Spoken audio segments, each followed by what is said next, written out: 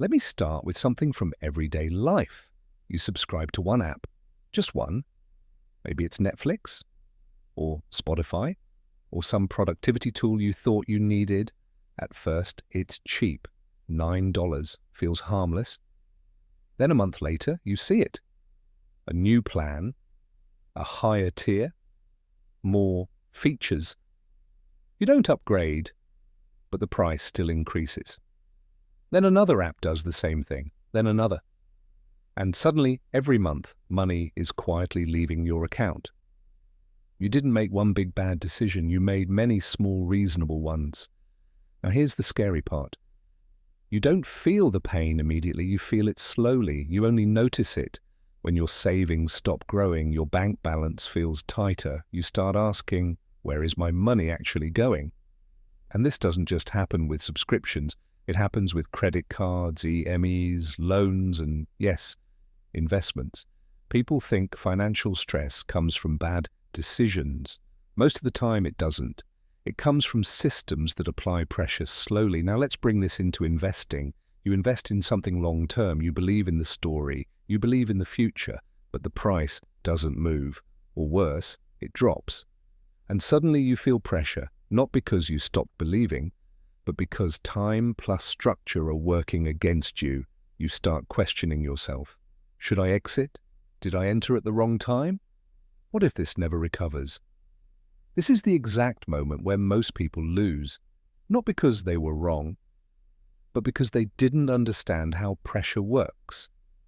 And today's video is about that exact pressure, not hype, not price predictions, but the hidden system that quietly forces decisions, even when fundamentals look strong. So if this feeling is familiar to you, that quiet pressure, that sense of being nudged into decisions, you're exactly who this channel is for. My name is Evan, and this channel is about understanding money at the system level, not tips, not hot stocks, not get-rich-quick ideas. We break down how financial systems influence behavior, how markets, platforms, and incentives quietly shape the choices you think are your own. Because once you understand the system, you stop reacting emotionally and start acting intentionally. Now let's talk about the mechanism behind that pressure I mentioned earlier. Most people think pressure comes from loss. It doesn't. Pressure comes from structure. A structure is anything that limits time, changes options over time, or makes inaction feel uncomfortable. Subscriptions do this perfectly. They don't force you. They frame your choices. And investing uses the same psychological architecture, just stretched over longer timelines. Here's how it works. Step 1. Commitment without pain. You enter an investment. The amount feels reasonable. The logic makes sense. The future looks promising. Emotionally, you're calm. There is no pressure yet, because nothing is being demanded from you. This is the easiest phase. Step 2. Time introduces discomfort. Time passes, the price doesn't move, or it moves the wrong way. Nothing has fundamentally changed, but your environment has. Now you're checking prices more often, you're consuming more opinions, you're comparing yourself to others. The structure begins doing its work. Step 3. Options start feeling uneven. At this stage, you usually have 3 choices. 1. Hold and wait. 2. Add more. 3.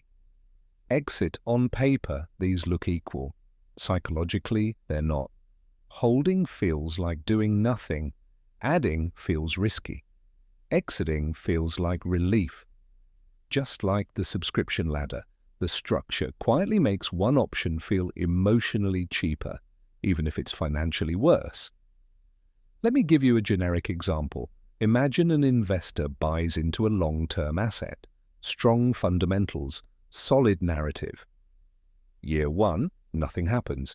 Year 2, slight drawdown. Year 3, still flat. Now ask yourself, is the asset bad, or is the structure exhausting the investor? Most people don't exit because they're wrong. They exit because they're tired. This is how money transfers from patient players to structured systems. And once you see this, you realize something uncomfortable.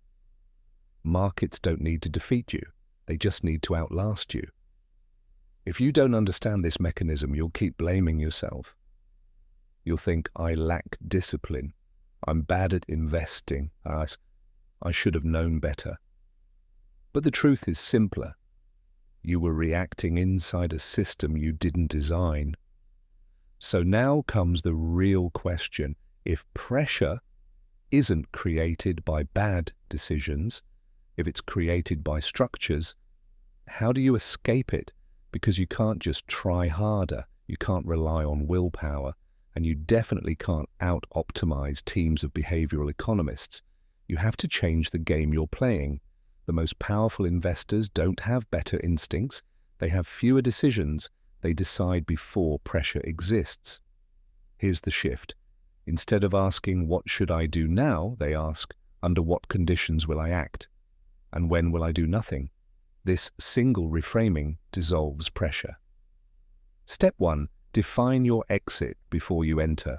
Before any investment, answer 3 questions in writing. 1. Why am I entering this? What must be true for this to work? 2. What would prove me wrong? Not price movement, actual invalidation. 3. How long am I willing to wait? A real time frame, not as long as it takes. If you can't answer these, you don't own an investment. The investment owns you. Step 2. Separate time from emotion. Most people think time reduces risk. It doesn't.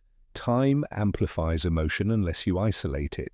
This is why professionals don't constantly check prices, they don't consume noise, they don't reevaluate daily, they operate on review cycles, monthly, quarterly, yearly. Between those points, they do nothing. Doing nothing is not laziness, it's defense. Step 3. Delete comparison from your system. Comparison is the pressure engine. The moment you compare your returns to someone else, your timeline to social media, your strategy to headlines, you've re-entered the trap. Remember, markets don't reward intelligence. They reward consistency under boredom. And boredom is where most people break. The subscription ladder trained you for this. It taught you to upgrade for comfort, to avoid feeling left out, to pay more to reduce anxiety. Investing exposes that conditioning. Every impulsive exit, every emotional ad, every panic decision is the ladder reappearing in a different form. You don't need better predictions, you need better boundaries. Boundaries turn volatility into background noise. Boundaries turn fear into data. Boundaries turn time into your advantage. Once you stop letting systems decide how you feel, they lose their power over what you do. If this video made you realize that pressure, not lack of knowledge, has been driving your financial decisions, then you're exactly who this channel is for. Subscribe if you want clear thinking over noise, systems over emotions, long-term clarity in a short-term world. And in the next video, I'll show you how modern platforms are engineering impatience on purpose and why most people never notice until it's too late. I'll see you there.